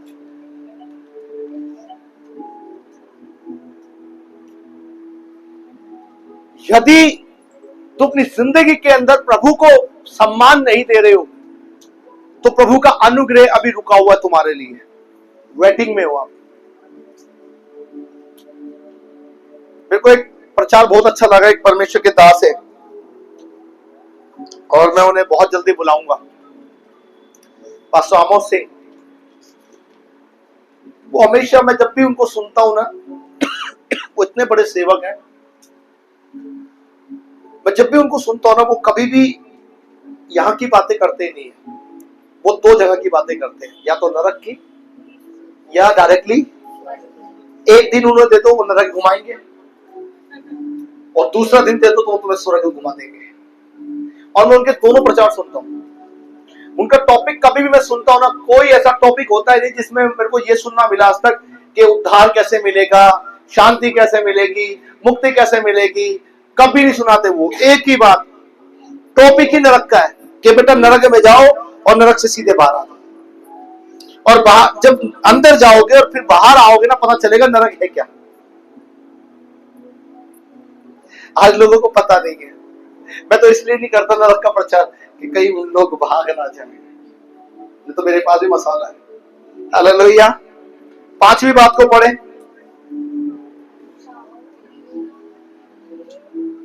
परीक्षाओं के बाद शांति को महसूस करना। हाँ, परीक्षाओं के बाद शांति को महसूस करना। कितने लोग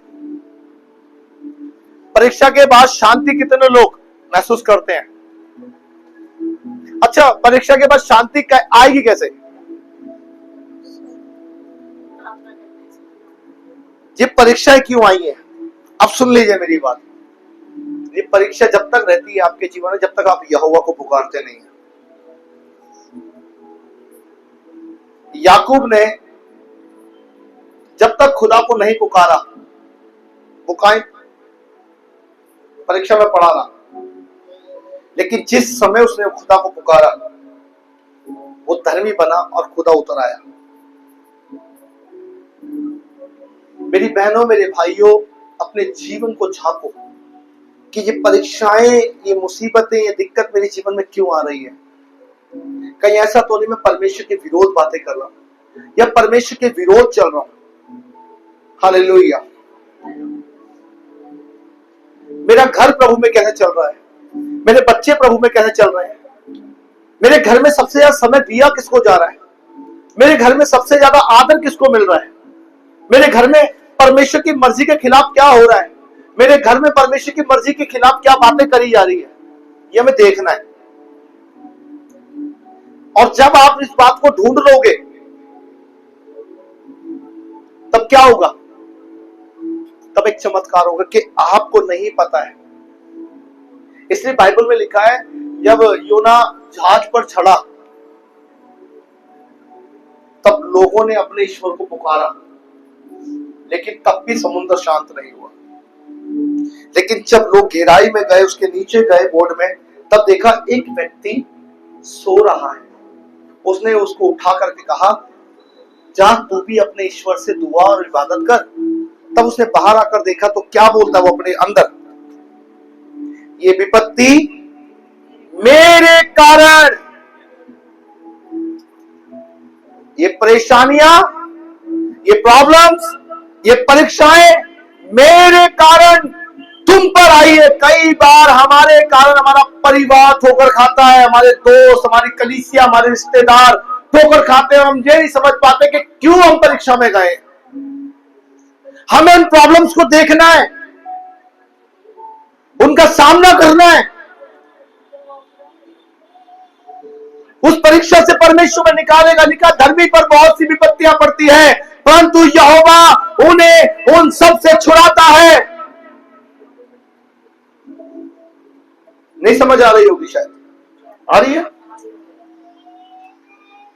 अपनी जिंदगी के अंदर झांक लो कि मैं खुदा के विरोध नहीं चलूंगी, मैं परमेश्वर के विरोध नहीं जा सकता। यदि मैं परमेश्वर के विरोध गई या गया तो मैं बच नहीं सकता, मेरा अस्तित्व खत्म। मेरी बहन, मेरे भाई, इस बात को अपनी जिंदगी में उतार लो। हमारा खुदा ड्रामे वाला खुदा नहीं है जो खड़ा है कहीं पे, जो किसी के हाथ की कठपुतली। हमारा खुदाबंद ऐसा नहीं है जो किसी के हाथ से बनाया गया। हमारा खुदाबंद ऐसा नहीं है। हमारा खुदा हमें बनाने वाला है। उसने सूरज को, उसने चांद को, उसने पूरी कायनात को बनाया, उसने हमें सिंचा। इसलिए हम उसके साथ खिलवाड़ ना करें, हम उसे अपने जीवन का राजा बनाएं। उसको जो स्थान उसे मिलना चाहिए ना, उसको वही दे। फर्स्ट ऑफ फर्स्ट खुदावन। आपने खुदा को पीछे कर दिया ना, आप सारी चीजों में हारेंगे। आप हार रहे हैं, फिर आप सफल नहीं हो पा रहे हैं। आपकी प्रॉब्लम छोटी थी, वो बड़ी बड़ी बड़ी और बड़ी और बड़ी और बड़ी और बड़ी बनती जा रही है। लेकिन जिस पल आपने खुदावन को कहा, खुदावन मैं थक गया हूं, मुझे बचा ले, तब खुदा क्या करेगा, अपना हाथ बढ़ाएगा। एक और बात बताता हूं आपको, खुदा मेरे मन में डालना। वो 12 साल वाली जो स्त्री है, जानते कितने लोग जानते हैं? आपको पता, लोग उसके पास मैसेज पहुंचा रहे थे, अरे तेरा लहू बहना बंद हो जाएगा, तू आजाद हो जाएगी, तू चल यीशु के पास। हाँ, क्या है यीशु के पास? क्या कर सकता है यीशु? कुछ नहीं करेगा यीशु। दौलत है, पैसा है, शोहरत है, सब कुछ है उसके पास। बड़े से बड़े डॉक्टर, बड़े बड़े से वैद्य के पास जा रही है, पैसा बर्बाद कर रही है, सब कुछ कर रही है। 12 साल से ब्लड दे रहा है, बदबू आ रही है, घिनता उसके अंदर से, बहुत सलान उसके अंदर आ रही है। सब मेरी माताएं, बहनें हैं, मुझे पता है जब ये प्रॉब्लम्स आती हैं तो बहुत फील करना पड़ता है आप लोगों को। लेकिन हम जानते कि 10 दिन, 5 दिन, 12 साल तक, 12 साल तक लगातार वही प्रॉब्लम्स, वो सड़ान, वो बदबू उस स्त्री के जीवन में थी। वो श्राप उसके जीवन में था, वो उससे आजाद होना नहीं चाह रही थी, वो निकलना नहीं चाह रही थी, उस प्रॉब्लम से बाहर नहीं आना चाह रही थी, उस दिक्कत से बाहर आना नहीं चाह रही थी। उसे घमंड क्या था? मेरे पास पैसा है। उसे घमंड क्या था? मेरे पास अच्छा घर है, मेरे पास प्रॉपर्टी है, अच्छे नौकर चाकर है, अच्छे बहू बेटे, सब कुछ मेरे पास है। लेकिन उसके पास चंगाई नहीं थी। सब कुछ आपके पास है, जो चीज आपको चाहिए वो इस समय क्या है? आपका स्वास्थ्य सही है। हाँ भाई, लिखा है जब बर्बाद हो गई, सब कुछ खत्म हो गया, कहती मैं जाऊंगी, मैं अभी जाऊंगी, मैं इसी वक्त जाऊंगी, और मैं अब परेशान हो चुकी हूं, सब कुछ बर्बाद हो गया है। कई बार हम प्रभु के पास तभी आते हैं जब सब कुछ खत्म हो जाता है, जब हम बर्बाद हो जाते हैं, जब सब कुछ खत्म हो जाता है, तब हम प्रभु के चरणों में आते हैं, प्रभु हम पर दया कीजिए। तब भी यीशु हमें ये नहीं कहता है कि नहीं अब मैं तुझ पर दया नहीं कर सकता, मैं तुझे प्यार नहीं करता, फिर भी वो आपको गले से लगाता है, मेरी बेटी, मेरे बेटे, सचमुच मैं तुझसे बहुत प्यार करता हूँ। हालेलुया। लिखा है उसने दामन को छुआ, उसका 12 साल का लहू बहना बंद हो गया। प्रभु को महिमा मिलने लगी। हम लास्ट में प्रभु को महिमा देते हैं, जबकि हमें पहले प्रभु को महिमा देनी चाहिए। एक लास्ट बात जल्दी सी पढ़ दे बेटा। होता टूटा और जरूरतमंदों के लिए आपके दिल में पड़ता बोझ। जरूरतमंदों के लिए कितने लोग बोझ रख के चलते हैं? कितने लोग जरूरतमंदों के लिए बोझ रखते हैं अपने जीवन में? कोई जरूरतमंद यदि आपके पास आ गया, कोई बात नहीं, पहले हमें सीखना है, तब हमें समझ आएगी कि हम किस टॉपिक पे बात कर रहे हैं। जरूरतमंद, यदि कोई जरूरतमंद व्यक्ति हमारे पास आ गया तो हमारे पास क्या बोझ है उसके लिए? पहले हम उसकी सूरत देखेंगे ऐसे करके।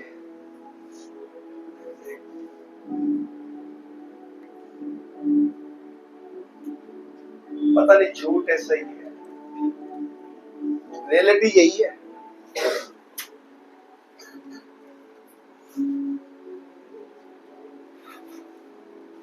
आपको पता है वो झूठ बोले और सही बोले उससे फर्क हमें नहीं पड़ना चाहिए। यदि कोई अपनी बात आपके आगे रख रहा है ना, कोई आपको अपने दुख बता रहा है और कोई आपको ये बता रहा है कि मैं प्रॉब्लम्स में फंसा हुआ हूं, तो उसको फाइनेंशियली आप मदद कर दें। वो सही बोल रहा है, वो गलत बोल रहा है, उसका न्याय किसके पास है? मेरे पास है। हम लोगों को जज करते हैं, लेकिन परमेश्वर जज नहीं करता है, परमेश्वर उसे हील करता है, क्योंकि आपके पास बोझ है। यदि आपके पास बोझ नहीं है ना, आप बोलोगे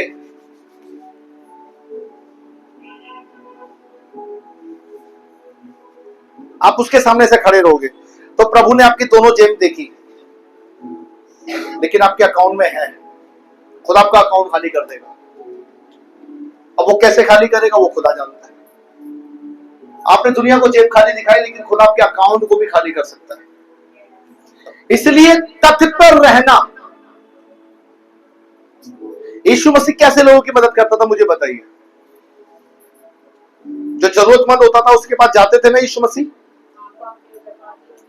चुंगी लेने वालों के पास गया, कंगला हो गया वो। एक यीशु के पास आया, खुद धनी था, वो भी कंगला हो गया। यीशु के पास जितने आए, यीशु ने उनकी जरूरतों के द्वारा उन्हें आशीष दी। कोई आकर आपको बोलता है भाई मेरे घर में ये प्रॉब्लम्स है, प्रभु तू मेरे मन में डाला है। यहां पर बहुत सारे लोग ऐसे बैठे जो शायद मेरे मन की बात भी समझ जाते हैं। जब मेरे पास कुछ प्रॉब्लम्स होती है तो बहुत सारी बहनें यहाँ पर ऐसी बैठी जो शायद मेरी प्रॉब्लम समझती हैं, मैं नाम नहीं लूंगा, लेकिन मैं आपको सच्चाई बताऊं, जब खुदा मेरे को कुछ करने के लिए बोलता है ना, तो मैं कभी नहीं सोचता कि ये झूठ बोल रहा है सही। मैं ये सोचता हूं कि शायद ये बात मेरे अंदर मेरे प्रभु ने डाली है। इसलिए देखिए नेहमिया की किताब पहले 12 और 13, 4 का 12 13, एक व्यक्ति निकालने नेहमिया 1 उसका 1 से 4 तक पढ़े। मैं दीन होना भी जानता हूँ और मैं बढ़ना भी जानता हूँ। और सब दशाओं में मैं नियुक्त होना, भूखा रहना और बढ़ना घटना सीखा है। हालेलुया। पौलुस कहता है मैंने दीन होना भी सीख लिया है। कितने लोग दीन है यहाँ पे, जो लोगों के लिए दीनता दिखाते हैं? कितने लोग? आपको पता है लोगों को ऐसा लगता है कि मैं गुस्सा करता हूं, लेकिन मैं उनसे बहुत प्यार करता हूं और मैं नहीं चाहता वे नाश हो जाएं।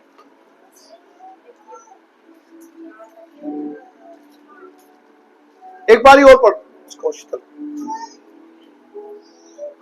मैं दीन होना भी जानता हूँ। पौलुस कहता है मैं दीन होना भी जानता हूँ और मैं बढ़ना भी जानता हूँ। हर एक बात और सब दशाओं में मैंने नियुक्त होना, भूखा रहना और बढ़ना घटना सीखा है। मैंने हर प्रॉब्लम से लड़ते हुए घटना गिरना सीख लिया। मैं बढ़ भी रहा हूं, मैं घट भी रहा हूं, मैं प्रॉब्लम से लड़ भी रहा हूं, मैं हर परेशानी को सीख चुका हूं। अब मेरे अंदर वो परमेश्वर ने वो मन डाल दिया। पौलुस अपने बारे में बता रहा है कि अगर कोई व्यक्ति दीनता नहीं दिखाता है, कोई व्यक्ति दीन नहीं होता है, कोई किसी की प्रॉब्लम्स को नहीं समझता है, वो दीन कभी बन नहीं सकता है।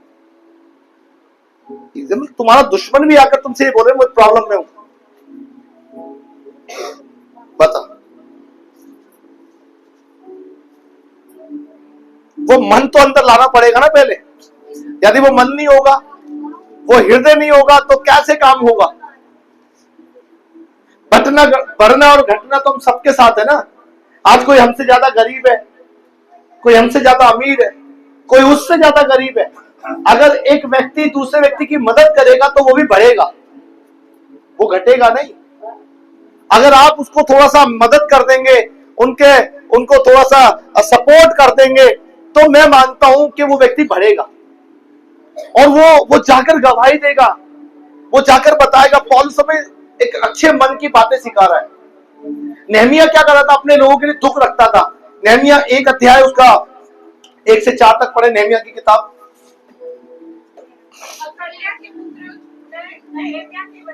हाँ। नामक महीने में जब मैं शूशन नामक राज करते रहता था, तब हनानी नामक मेरा एक भाई और यहूदा से आए हुए कई एक पुरुष आए। तब मैंने उनसे उन बचे हुए यहूदियों के विषय में जो बंधुआई से छूट गए थे और यरूशलेम के विषय में पूछा। उन्होंने मुझसे कहा, जो बचे हुए लोग बंधुआई से छूटकर उस प्रांत में रहते हैं, वे बड़ी दुर्दशा में पड़े हैं और उनकी निंदा होती है, क्योंकि यरूशलेम की शहरपनाह टूटी हुई और उसके फाटक जले हुए हैं। ये बातें सुनते ही मैं बैठकर रोने लगा और कितने दिन तक विलाप करता रहा और स्वर्ग के परमेश्वर के सम्मुख उपवास करता और ये प्रार्थना करता रहा, हे स्वर्ग के परमेश्वर यहोवा, हे महान है योगेश्वर, तू जो अपने प्रेम रखने वाले और आज्ञा मानने वाले के विषय अपनी वाचा पालता और उन पर करुणा करता है, तू कान लगाए और आंखें खोले रह। इतनी जो प्रार्थना मैं तेरा दास इस समय तेरे दास इस्राएलियों के लिए दिन रात करता हूँ, उसे कुछ मिले। मैं इस्राएलियों के पापों को जो हम लोगों ने तेरे विरुद्ध किए हैं मान लेता हूँ। मैं और मेरे पिता के घराने दोनों ने पाप किया है। बस कितनी, वो किसके लिए वहां पर दुख जितला रहा है परमेश्वर को? किसके लिए वो दुख को बता रहा है? जो वहां फंसे हुए हैं, जो इजराइली वहां पर दुख में है, जो इजराइली वहां पर पीड़ित है।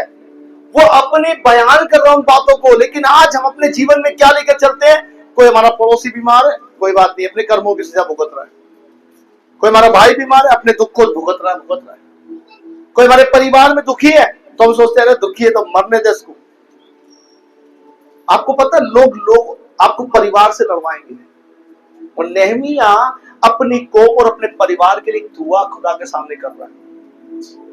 कितना बड़ा मन है ना उसका। और वहां पर वो कहता है कि मेरे पिता, मतलब अपने बाप के लिए भी वो वहां पर विनती कर रहा है। वो अपने पिता के लिए भी रो रहा है, वो कौम के लिए भी रो रहा है, वो भाइयों के लिए भी रो रहा है, परिवार के लिए भी रो रहा है, लेकिन वहां कौम, समाज और उससे पनाह के लिए भी रो रहा है खुदावंद के सामने। हमें समझना है हम कितना दुख लेकर चल रहे हैं दुनिया में। हमारे अंदर एक अच्छा मन नहीं है ना, फायदा नहीं है, कोई फायदा नहीं है वचन को पढ़ने का। फिर अगर आप दुखी नहीं होते ना किसी की प्रॉब्लम देख के, और आप ये सोचते हैं ये तो हमेशा इसके ऐसी बात है, मैं कहता हूं खुदा ने आपको कहा है कि आप उसके सहायक बने। खुदा आपको मदद के लिए बोल रहा है कि जाकर आप उसकी हेल्प करें। हालेलुया। इसलिए प्रिय अजीजों, खुदा के कलाम को थाम कर चलें, खुदा के कलाम को अपनी जिंदगी में उतारें। ये जो 6 बातें मैंने आज आपको बताई है, ये हमारी जिंदगी में हार को नहीं लाती है, सफलता को लाती है। हर फील्ड में आप आशीषित हो जाएं, हर फील्ड में आप सामर्थी बने, हर फील्ड में आप खुदा की सेवा करें। आप पीछे मुड़कर ना देखें, आप खुदा के साथ जो आपका रिश्ता है उसे और मजबूत करें। और जब आप मजबूत होंगे, आप फाइनेंशियली भी आशीषित होंगे, आप शारीरिक भी आशीषित होंगे, आप हर चीज में बहुत ब्लेस होंगे। खुदा आपको आशीषित करता जाएगा और आप खुद उन्नति को देखेंगे, क्योंकि जो काम आप कर रहे हैं खुदा आपके द्वारा उस काम को कर रहा है। हालेलुया। प्रभु अपने वचन के सुने जाने और पढ़े जाने पर आशीष देवे। हालेलुया। स्वर्ग और पृथ्वी के अधिकारी परमेश्वर, राजाओं के राजा, प्रभुओं के प्रभु, महान परमेश्वर, प्रभु हम पूरी नम्रता और दीनता के साथ आपके चरणों में आते हैं, बढ़ाई और तारीफ और महिमा करते हैं खुदावंद, क्योंकि तू महान है। तुझे इज्जत और महिमा मिले मेरे परमेश्वर। मेरे प्रभु, तूने हमारे सरों को ऊंचा किया है, हमारे मस्तक को ऊंचा किया परमेश्वर तूने। खुदावंद हम जानते हैं कि प्रॉब्लम्स बड़ी नहीं है, लेकिन हमारा प्रभु बहुत महान है। सर्वशक्तिमान परमेश्वर अपने हाथ को बढ़ाकर आशीष दे और अपने करुणा के द्वारा काम कर और जीवन को सफल बना और आशीषमयी बना, ताकि हम तुझ में और फलवंत हो। इन 6 बातों को जो हमने अपनी सीखी है हमें आशीषित करते जाएं प्रभु, ब्लेस करें। तेरी महिमा हमारे जीवन से होने के लिए हम प्रार्थना करते हैं। तेरा प्रकाशन, तेरी रोशनी बनकर चमके और आने वाले दिनों में अपनी कलीसिया के लिए एक आशीष का कारण, अपने लोगों के लिए एक आशीष का कारण, अपने परिवार के लिए एक आशीष का कारण, अपने बच्चों के लिए एक आशीष का कारण बने प्रभु जी। धन्यवाद प्रभु जी। जो लोग आज नहीं आए उन सबको तेरे हाथों में सौंप, इन सबकी मदद कर। यदि कोई यहाँ पर बीमार है तो छूकर शंका कर प्रभु। इस चर्च की सारी जरूरत तेरे हाथ में सौंपता हूँ। लोग समय से यहाँ पर अपना दशमांश बोए, ताकि यहाँ का रेंट, बत्ती का बिल और जो अरेंजमेंट है प्रभु जी वो सही समय से हो सके। सबके हृदयों को और मनों को खोल, कमाइयों को आशीषित कर, इनके कामों को आशीषमय बनाए परमेश्वर। तेरी बड़ी दया और फजल और अनुग्रह को चाहते। तू महान है परमेश्वर, तेरा धन्यवाद करते हैं प्रभु। तूने आज तक इस कलीसिया की अगुवाई की है, आगे तक भी कीजिए पिता, और हमें संभाल और हमें बढ़ाता जा प्रभु जी। सारी महिमा, सारा आदर प्रभु यीशु आपको देता। प्रार्थना को अपने उद्धार करता प्रभु यीशु के नाम से मांगता, आमीन। अब परमेश्वर का प्रेम, मसीह का अनुग्रह, पवित्र आत्मा की सेवागिता और यीशु मसीह की शांति हम सबके साथ सदा बनी रहे। आमीन। हे मेरे मन, यहोवा को धन्य कहें और उसके किसी भी उपकार को ना भूल। हे मेरे मन, यहोवा को धन्य कहें। आप सभी को जय